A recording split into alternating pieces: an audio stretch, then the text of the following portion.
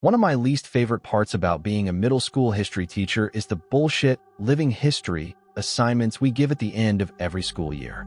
Kids are supposed to sit with their grandparents and videotape, voice record, or transcribe their oldest memories for posterity, and for an easy way to bring up their GPA. I have been doing this for 17 years, and when I collected the projects this time around, I assumed they would be as dull, if not duller than usual. This had not been a particularly bright class. So I went home, poured myself a glass of wine, and prepared for a long night of, I only owned 2 pairs of pants when I was your age, and my brother got beat with a newspaper for hitting a baseball into a neighbor's yard. And of course, these projects were peppered with innocent, old person comments that were so horribly sexist and racist you just had to laugh. Now, I had a girl in my class whom I will call Olivia. She was pudgy, quiet, and proved herself a consistent B student. I expected her project to be as unremarkable as her, and perhaps that's why I was so profoundly disturbed by what I witnessed that night. Olivia had submitted 2 discs for some reason, so I began with the one marked interview. My screen hiccuped twice before a grainy image of a living room came into view. The place was a hoarder's hell. Olivia was curled up in an armchair, clutching a notebook and looking like a scared animal. Across from her sat a man with a somber countenance, smoking a cigarette and staring at her expectantly. "Go ahead," a woman's voice whispered from behind the camera. Olivia's owlish eyes flashed towards the screen, then back to the man. "I am here with my great-uncle Stephen," she began almost inaudibly. "He is going to tell us about his oldest memories from being in the army." Great-uncle Stephen looked like he'd rather be in a goddamn trench at the moment, but he waited patiently for the questions to begin. Not surprisingly, Olivia read verbatim from the suggested question sheet I had handed out to the students. He answered her curtly. Once or twice I heard her mother whisper, "Speak up, Olivia," from behind the camera. Typical, boring shit. So I was intrigued when Olivia set down the notebook and asked, "Did you like being in the army?" That was totally off script. Great-uncle Stephen emitted a chain smoker's wheeze. "Nope. Glad to get out of my town, though." "Where did you go?" "Balkans." "Uh-huh," she said. I doubted she knew what the Balkans were, and my suspicion was confirmed when she asked, "Was Bacchus very different from here?" "Yes." Mom cleared her throat from behind the camera, perhaps encouraging Great-uncle Stephen to be a little more forthcoming. But Olivia seemed genuinely interested. "Uncle Stephen," she asked, "what is your very worst memory from the army?"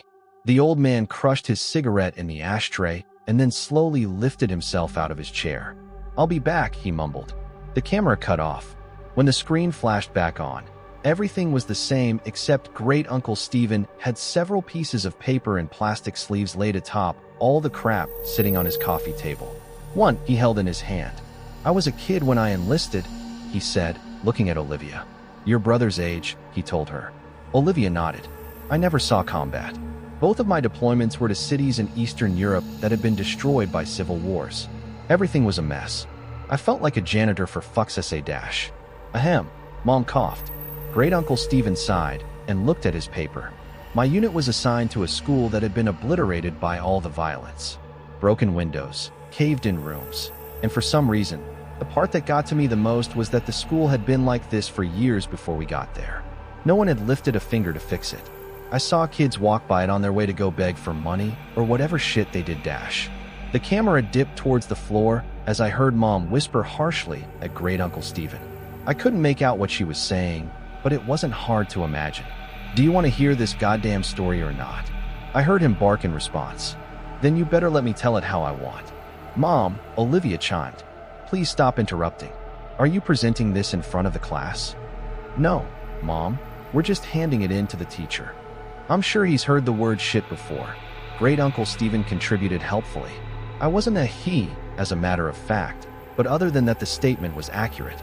The camera was lifted, and after a couple of blurry focus adjustments, the shot was the same as before. "I'm talking too much anyway," he grumbled. He lifted the piece of paper in his hand close to his face. "In the basement, I found this letter. I didn't know what it said, but I had a buddy of mine translate it. So I'm going to read it now, and then I'll tell you what I saw in that basement." A chill ran down my spine. Mom zoomed in to Great-uncle Stephen and his letter. His palsied hands trembled as he held up the paper. This is what he read. "Dear Sir, I never loved my country. So many of these skirmishes are born from patriotism, a power struggle for the shards of a once great empire, but I do not care what name my home has on a map. This fighting is senseless, and I stay as far away from it as I can. It was not these attacks and disorganized violence that took the lives of my wife and child. It was illness. Mercifully, it happened quickly for the baby. Nadia suffered for longer. I watched in horror, knowing I could do nothing for them. My only solace is that I was there for them every step of the way. I stopped going to work one day, and no one came after me. I doubt they noticed I was gone. Since the school was simply across a field, visible from my window, it would have been easy to go for a few hours each day and come home quickly to care for them. But what was the point? All I did was clean floors. I was as useless to the world as I was to my family. I tried to take Nadia to the hospital, but the journey was too long and taxing. I brought her home, and she died that night, after Nadia and the baby were gone. Well, I don't remember much. I didn't leave my hovel, barely ate and slept, thought many times of taking my own life. Tempting though it was, I felt paralyzed by my own helplessness. The one thing that kept me sane was my radio. I never turned it off once, even though I didn't listen to the words being said. In fact, the channel I got the clearest was in English, I think, which I don't speak a lick of. But the voices, the music, and the true knowledge that life existed beyond this violent city sustained me. I have no idea how long passed before I saw the light of day again. I was dizzy from hunger, so finding food was my priority. My radio came with me, of course. Since I first holed myself up, it has gone everywhere with me. It talks to me as I sleep and as I wake. I don't know what it's saying, but I know I would die without it. Once I had some water and food, it occurred to me that the only thing left to do was go back to work. So I did. The following morning, I simply returned to the school where I was a janitor and got back to work. Nobody made a big deal out of it. Like I said, Nadia had been sick for a long time, and those who worked at the school knew it. I appreciate that no one had pestered me to come back to work during the hardest days of my life. The teachers never said much to me, but we smiled at each other in the halls, and that mutual respect was perhaps the reason I decided to come back at all. The place had gone to the dogs without me, so I simply grabbed my broom and rags from my closet and set to cleaning. Everyone is grateful to have me back, I know. And the best part is that nobody minds my radio. I bring it with me everywhere and keep the volume low enough not to disrupt the students. No one has ever complained. In fact, I suspect they like it. The schoolhouse is not very big, but does require a lot of maintenance. The floors are always sticky and stained, so I spend most of my time mopping. Kids make messes. I guess that's why I'm still in business. Sometimes I have to move things around to make sure I get every spot on the floor beautiful and clean, but I take pride in that. And the repairs. The school always needs tune-ups here and there, and I am happy to help. Some days I'm reconstructing a desk that broke as I whistle along with the radio. Other times I handle more serious, structural issues. Days when I have work like this, I feel truly instrumental, like a cog in a larger machine. How could this school survive without me?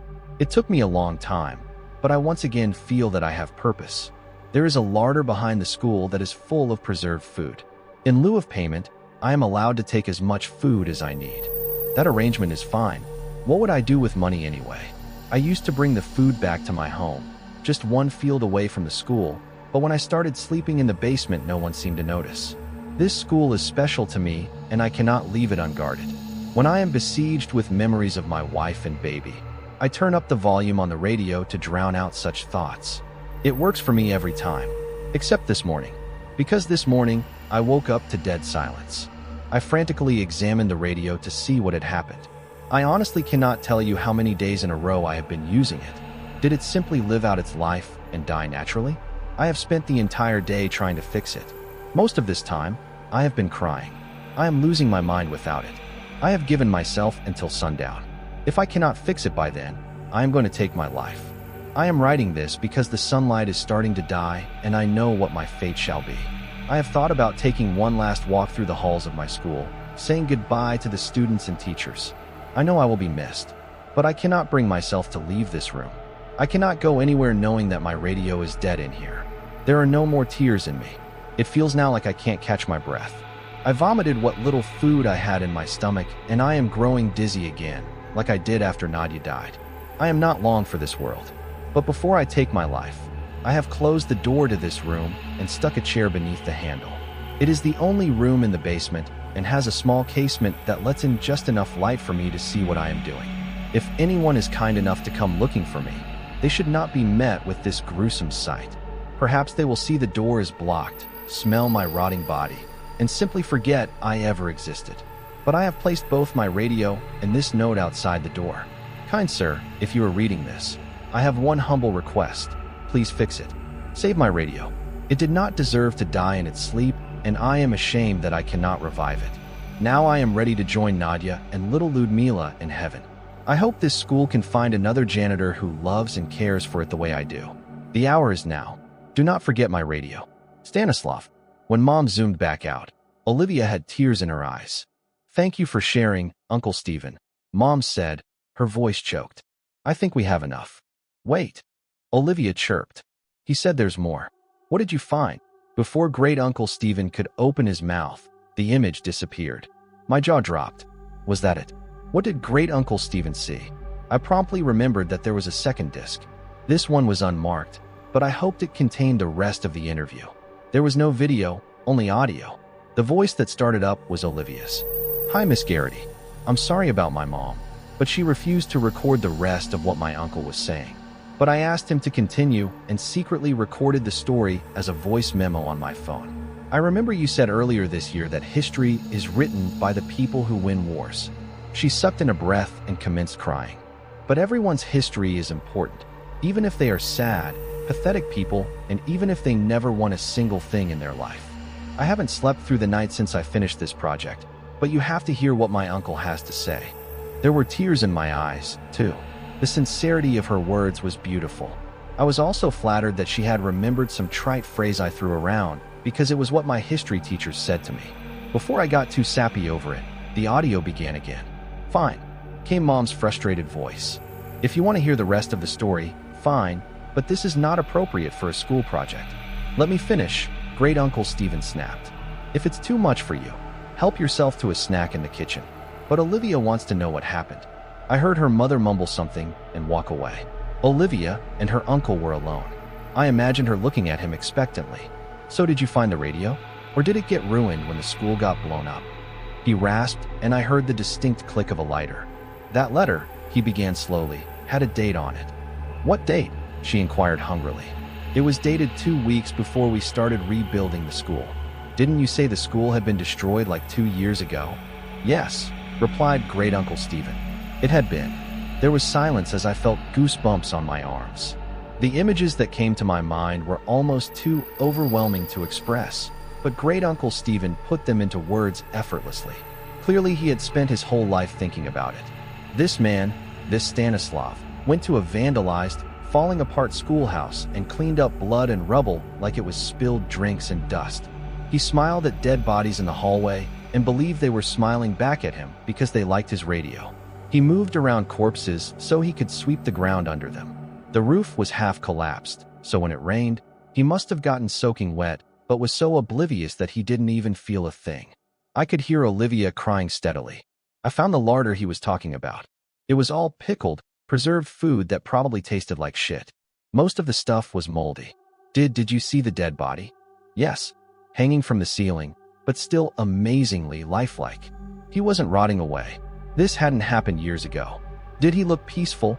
She asked, a chord of desperation in her voice. Couldn't tell you. The smell was rank, and his face was blue and his eyes were bulging. Like this. I imagined him demonstrating. And the radio? Olivia wept. I heard Great Uncle Stephen take a long drag of his cigarette. It was there, all right, and it was still on.